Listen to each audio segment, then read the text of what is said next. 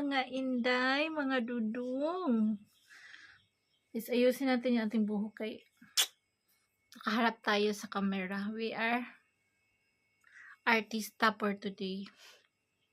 Artista ang lola, guys. Katapos ko lang magluto ng mixed vegetable yan, ha. Carrots, cauliflower, at saka repolyo. Slicein mo siya maliliit. Ulam na sa chapati. Ang tawag niya dito is mixed vegetable curry. Mixed vegetable curry. Okay. Ang inyong nakita for today is very unique dito sa Pakistan. Ngayon ko lang nalaman. Makikita nyo. Wala kaming kuryente dito lagi. Lalo na kapag tag-init. Naku, parang every other day ang kuryente dito kapag tag-init. So, sobrang init. Parang, iwan ko bakit ganyan ang Pakistan. Ay, matagal na. Ganun talaga pag tag-init. So, aalis sila ng in-laws ko. Walang kuryente in the whole day. Tapos, ang mga damit nila is hindi na plancha. So, nagulat ako sa nakita ng pamangkin ni Elias. Ganyan yung ginawa niya. Nagpainit siya ng kaldero. Tapos, yun ang inano niya. Yung stainless na kaldero, ha. Ginanon sa gas. Tapos, ginanon sa damit niya. Pinaplancha. Super kakaibang method nila dito. Diba tayo, meron tayong plancha? Diuling. Diuling tayo. Tapos, merong hawakan. Ganyan. Makikita niyo yung plancha namin na diuling sa Bisaya. Tapos dito sa Pakistan, meron din pala silang ganyan old tradition na yung kaldero, initin mo sa gas, tapos iganyan mo sa damit. Yun na, maplansya na. Same lang sa plancha na mainit talagang pulido din ang pagka-plancha. Grabe, ang galing ng technique nila. Sobra. Panoorin nyo na. Hi! Bagong ligo lang ang peg. So, ito yung sinasabi ko mga sis. Yung uling namin sa Bisaya, uling na planchahin, ilalagay dito sa, bakal. Makapal na bakal, lagyan mo ng uling. So, nag-try ako, first year high school. Nadamihan ko ng lagay ng uling yung plancha na bakal na pang-uling. Sus, pag ganun ko, dumikit, nasunog ang uniform. Tapos, iisa lang yung uniform ko, walang extra. Nilagyan ko ng pantapal, patchis. Ano yung nilagay kong patchis? Parang kamatis na prutas. Sus, kaya nakita man ako ng principal. Hoy, Day, bawal yung suot mong ganyan, ha? Bakit mo nilagyan ng ganyan? Ikaw lang nag-iisa ditong may style na ganyan. Ano ka pa, uso? Ay, hindi, sir. Ano yan? Nasunog yan sa plancha, sir. Kasi, yung plancha ko, uling. Hindi ko natansya, sir. Kaya pag ganun ko, dumikit agad. Sus ko, ang lakas ng kaba ko nun. Hindi ko talaga makalimutan. Kasi nag-iisa lang yung uniform ko talaga. Talagang isang linggo, balik-balik, suot yan. Talagang iingatan mo talagang hindi madumihan.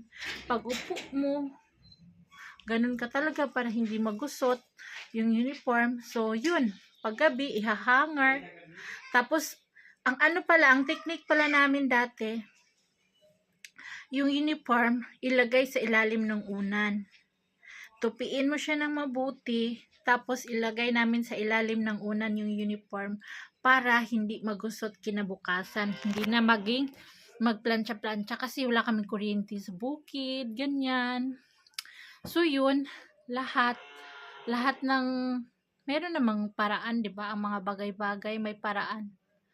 So this is it, may paraan tayo sa Pinas, may paraan din sila dito sa Pakistan. Kakaiba lang ang paraan nila. Pero almost same lang. Pero dito kaldero iniinit sa gas. Tapos saka iganyan, tadang. So this is it mga sis, ang kakaibang technique nagpagpa-plancha, Philippines and Pakistan. Panoorin nyo na. Guys, here in Pakistan, pag no electric, no bijili, this is our method to painitin ng kaldero. Painitin yan siya na painitin. Sarigi na kapre. Taite! Oh! Ganja! Shh! Ala!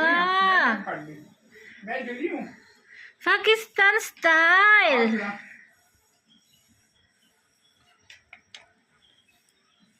Kunigar mo iturahan.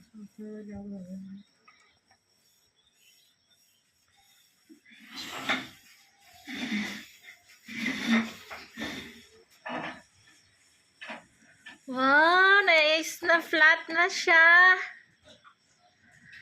Bas mo na, isri kagasari ka na kapre.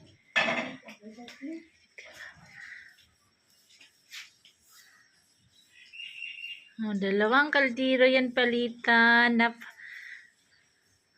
Buti na hindi ka ako. Yaya! Toto ko tabias. Yayak-yan po rin natin. Of course. Oh, di ba? Nice na siya. Okay. Ba't ka susi? Medsan? Namutana? Yan ang way ng pag... Wala kasi kaming kuryente. Always walang kuryente dito. Ora, kaya wala. Walang kuryente dito lagi sa Pakistan. Kaya ganito ang way. Ito rin desoy.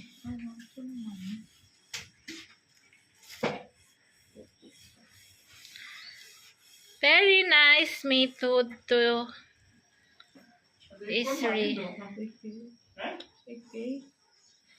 Dua pasang malin. Jawa tuh 2 pasang.